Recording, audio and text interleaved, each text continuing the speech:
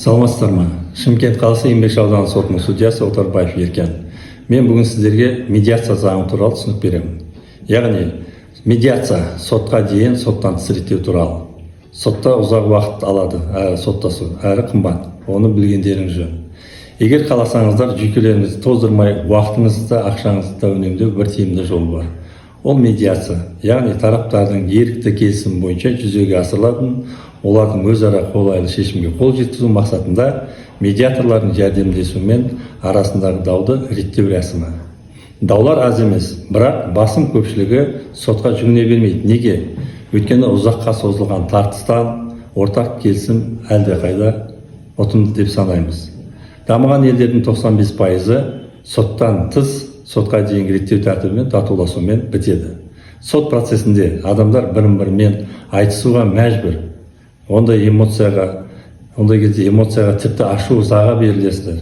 Мүмкін әсіресе ерлі-зайыптылардың, туған-туыстарының арасында, немесе де кеше араласып жүрген адамдардың соттасқаны жанға батады. Әріптестер бар, немесе көршілерде соттасып жатады тіпті. Татуласудың, бітімге келудің, бір мәмілеге келудің пайдасы өте көп. Нақты айтқанда, сотқа біраз құжаттар жинаудан арыласыздар. Мемлекетке баж төлемін төлемейсіздер. Жолға немесе қонақ үйге шығынданбайсыздар. Сотқа сабылмайсыздар. Заңгер, адвокатқа, өкілге қаражат жұмсамайды. Сот актілерінің келіспеген жағдайда шағымданып жүрмейсіздер. Егер де сот шешім шығарғандайда, оны мәжбүрлі түрде сот орындаушыларға жолдайды. Ол кезде сіздер 3%-дан 25%-ға дейін сот орындаушының ақысын төлеуге мәжбүр боласыздар. Сот орындаушылар жеке есеп шоттарына тиым салады. Қазақстан Республикасының шығуына шектеу қойылып жатады. Осының бәрі сот шығындарына алып келеді. Қазіргі таңда Шымкент қаласы соттарында барлық жағдай жасалған. Барлық соттарда медиация кабинеттері ашылған.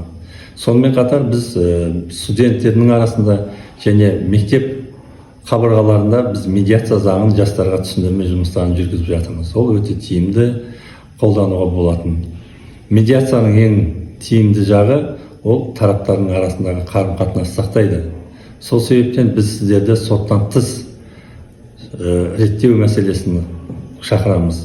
Өйткені атам қазақ айтқан, билік айтқан бәрі би емес, бітімін тапқан би деген. Сол себептен соттаспайық, бір-бірімізге татулықпен қарайық.